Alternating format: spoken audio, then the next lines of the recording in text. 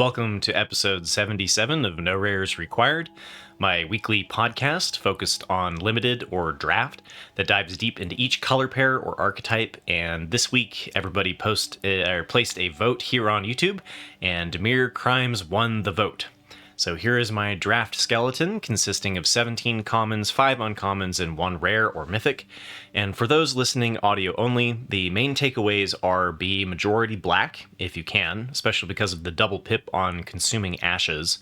Don't be afraid of a low creature count. Draft skeleton here, I believe, has 9 creatures. And having many spells lets us commit a crime every turn, especially if we compare it with card draw.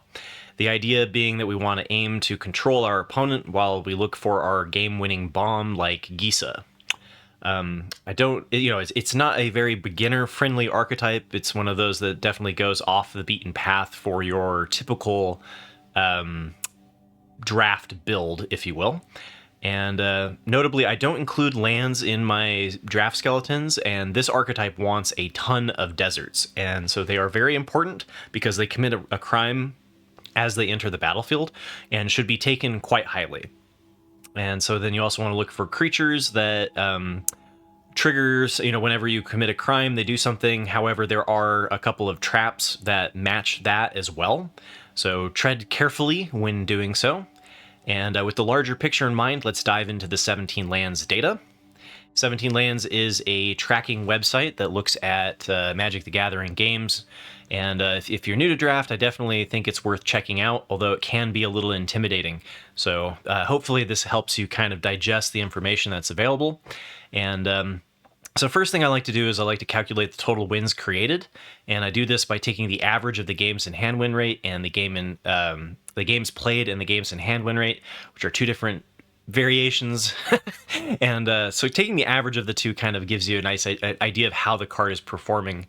And then you if I subtract the average win rate of all of the users in the archetype and multiply it by the number of games played, then I can get the total wins created. And so top of the list here, there's going to be a lot of cards that we're going to discuss, and so I'm just going to briefly read down the list. We're going to cover these in more detail.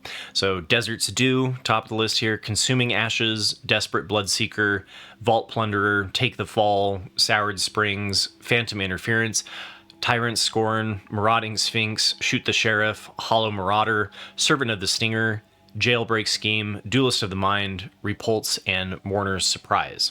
So I can repeat the same process, but this time looking at the cards that are most negatively affecting the archetype for the average user.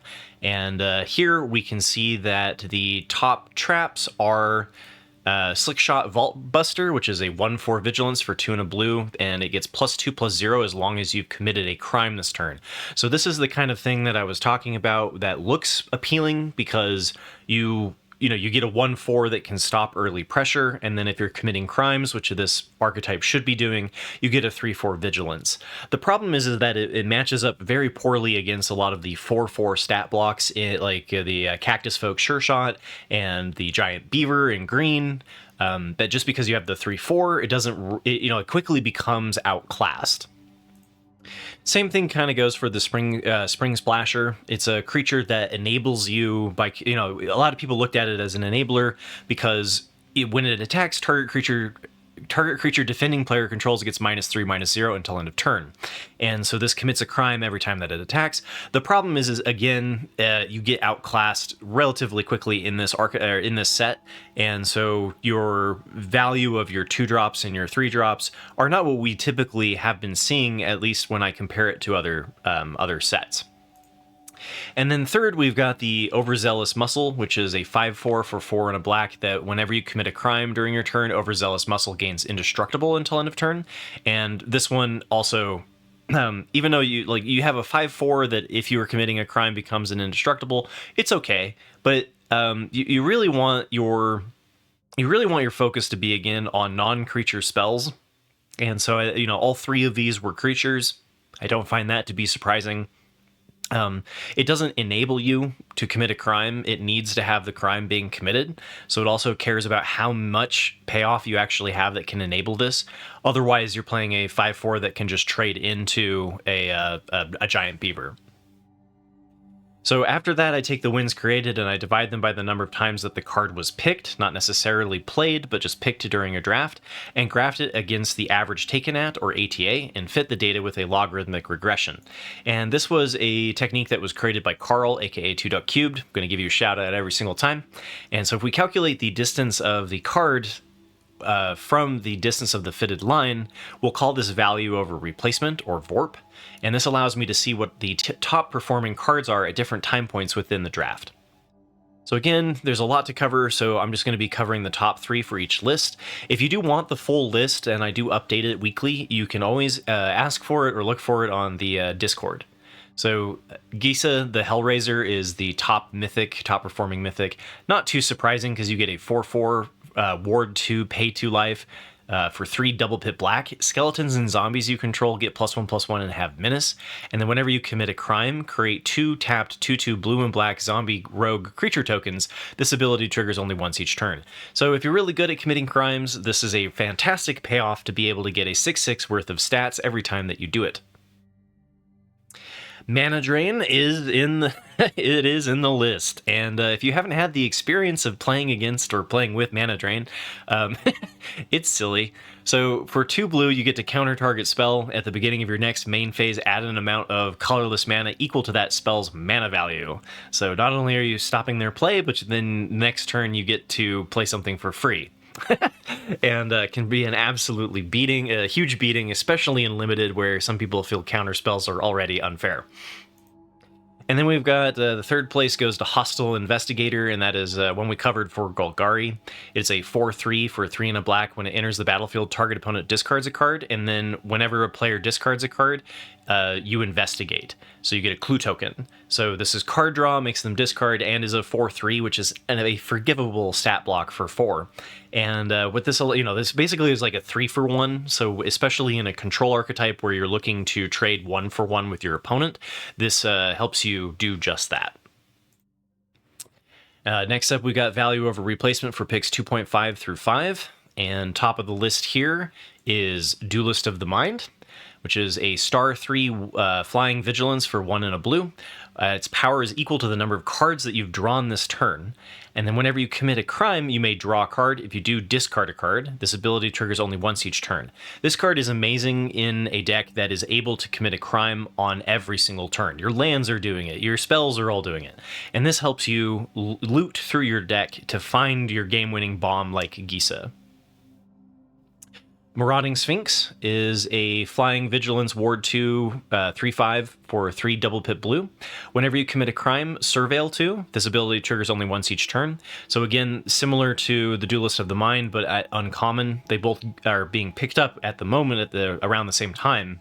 Marauding Sphinx allows you to surveil into your bombs every time that you're committing a crime. It helps you find your Gisa. And then Shoot the Sheriff, you want removal and removal and removal, and then some more removal and a little bit of interaction. And, I did a episode long ago that was called Discover the Formula of Magic the Gathering. And it kind of goes over the amounts of cards that you want and why.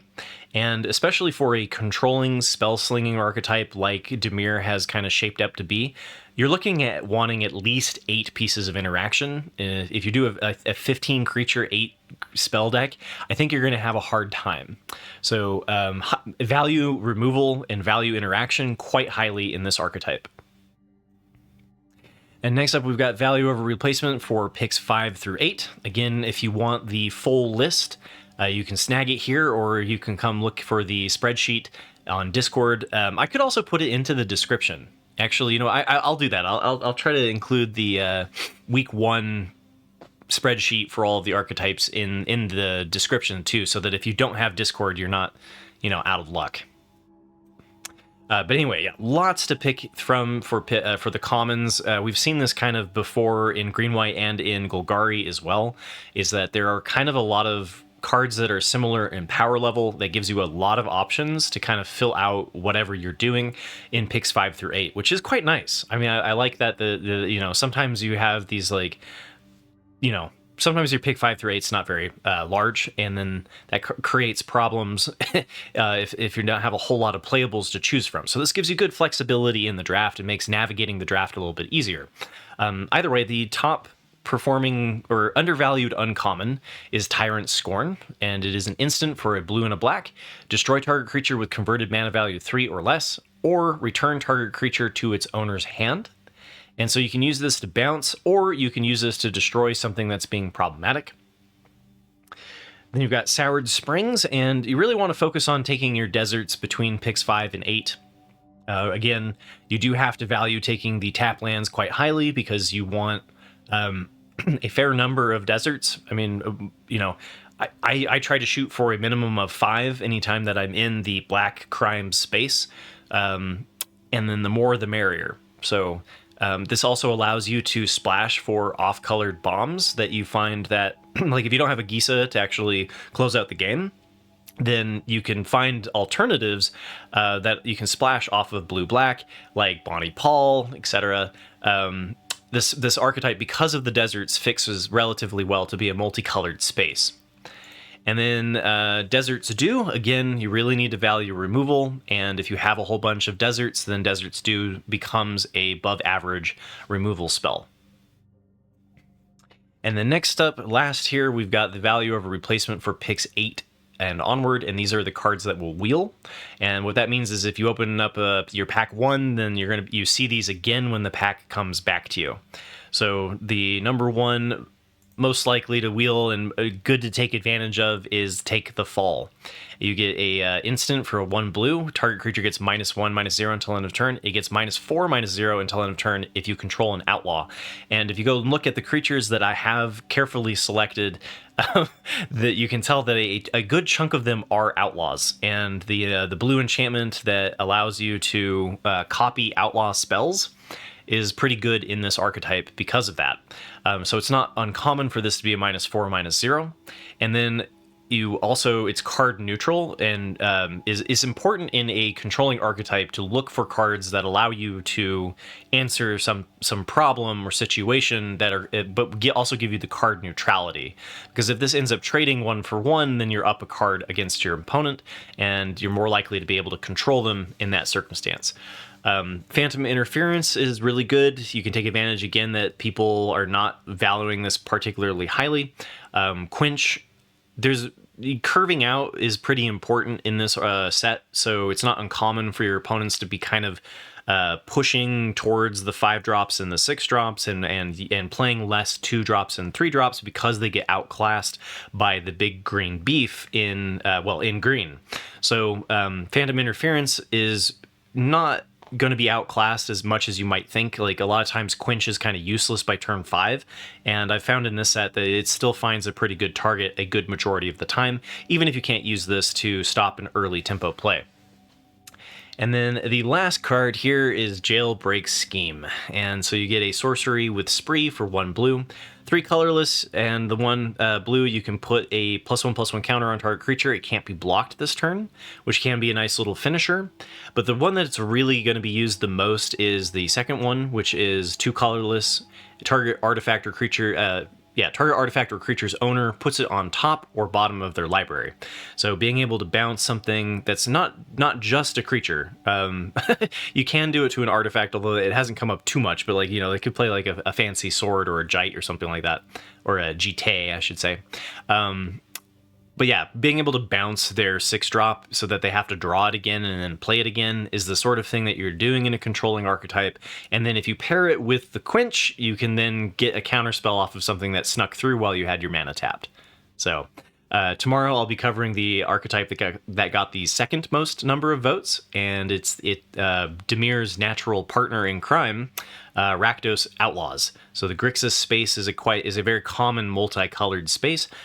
Sam Black had a wonderful episode on it. If you haven't listened to it, I can highly recommend it, with the podcast Drafting Archetypes. And just as a reminder, I am also hosting a draft tournament called ACDC, which will be a single elimination best of 3 tournament where we're playing Outlaws of Thunder Junction. So if you want to put your draft skills to the test, it will be on May 4th, and it is free to enter, but has real cash prizes.